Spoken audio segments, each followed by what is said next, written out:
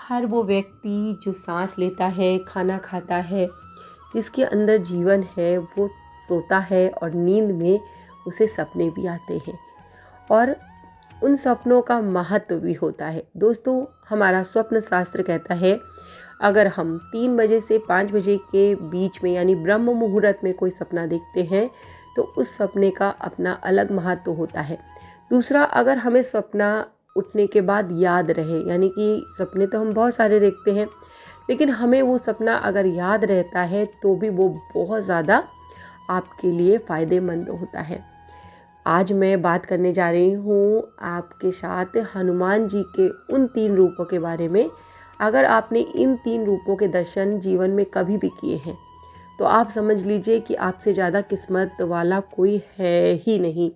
और अगर आपने इन 3 रूपों के दर्शन आने वाले समय में कभी भी कर लिए तो आपका आने वाला साल जो है वो इतना सुंदर होगा, इतना आप सफलता हासिल करेंगे, इतना आप ऊंचाइयों पर जाएंगे कि जिसकी आपने कल्पना भी नहीं की होगी। तो चलिए वीडियो को आगे बढ़ाती हूँ। उससे पहले सभी हनुमान भक्तों को मेरा राम राम, और जो भी भक्त आज पहली बार मुझे सुन रहे हैं उन सभी का स्वागत करती हूँ हमारी यूट्यूब फैमिली श्री हनुमंत साधना रहस्य पर।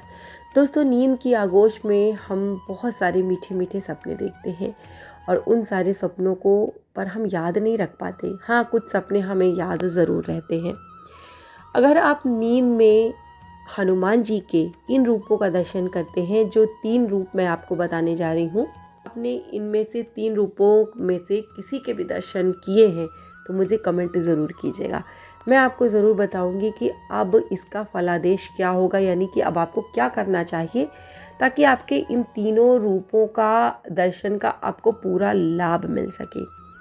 दोस्तों, स्वप्न शास्त्र के अनुसार अगर आप हनुमान जी के इन रूपों का दर्शन करते हैं सपने में और आपको याद रहता है तो आप ये मान लीजिए कि आपके जो हनुमान जी के बीच की दूरी है वो बहुत कम है, यानी कि आप हनुमान जी के हृदय में बिल्कुल प्रवेश कर चुके हैं। मैं आपको आगे बताने वाली हूँ वो सपना, और आप सपने को जब सुनेंगे तो आप खुद समझेंगे कि दीदी जो कह रही हैं वो सही कह रही हैं। अगर आपने इन 3 रूपों में से किसी एक रूप के भी दर्शन किए हैं तो आप मान लीजिए कि आपने पिछले जन्म में कोई ऐसे पुण्य किए होंगे जो अब जागृत स्वरूप में जो आपको प्रत्यक्ष लाभ दे रहे हैं। दोस्तों, हमारे पुराण कहते हैं कि बहुत जन्मों के, यानी कि आप जो ये सपना देखेंगे ना वो आपके इसी जन्म का पुण्य प्रताप नहीं होगा। और दोस्तों, एक बात और बताऊं, इस तरीके का सपना हर किसी को आता भी नहीं है।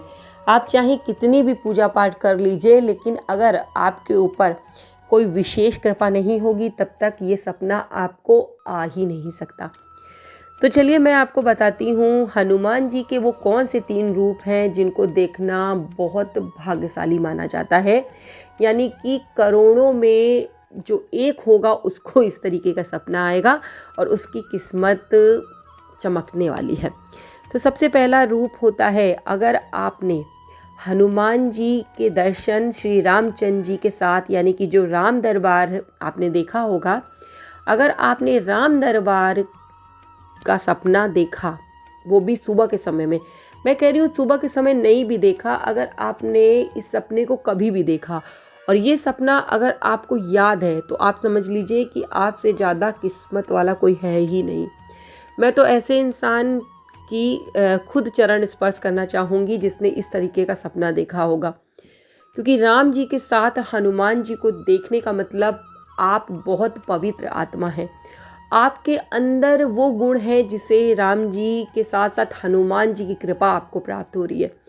आप लाखों में एक विशिष्ट ऐसे इंसान हैं जो हृदय के बहुत सच्चे हैं, जो लोग हृदय के पवित्र हैं, जो लोग दूसरों के बारे में सोचते हैं, जो अपने दुख को सहते हुए भी दूसरों की भलाई के लिए सोचते हैं, जो मंदिर जाकर अपने लिए ना मांगकर दूसरों के लिए मांगता है।